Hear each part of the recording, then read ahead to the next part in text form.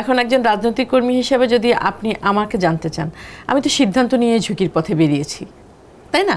কিন্তু সাধারণ মানুষ যে সাধারণ জনগণ যে শুধুমাত্র একদিনই তার মানে এই শক্তিটা থাকে আর কি, এবং তার ভোটাধিকার প্রয়োগের জায়গাটা দীর্ঘদিন ধরে মূলত তো আমাদের আন্দোলনের মূল জায়গাটা, ক্ষোভের জায়গাটা জনগণ, এবং জনগণ যেখানে যে কারণে এটার সাথে সম্পৃক্ত বোধ করেছে সেই জায়গাটা হচ্ছে প্রথমত মানুষের ভোটাধিকার ছিল না, দ্বিতীয়ত দুর্নীতি দুর্বৃত্তায়ন এটা, আর হচ্ছে যে এক ধরনের একটা নির্যাতন সরকারি দলের, আওয়ামী লীগের, ছাত্রলীগের, এই টোটাল বিষয়গুলোই তো যুক্ত হয়ে শিক্ষার্থীরা যখন কোটা বিরোধী আন্দোলন শুরু করলো এবং সেটা শেষ সময় এসে বৈষম্য বিরোধী আন্দোলনে পরিণত হলো। ভোটের দিনের নিরাপত্তা এটা।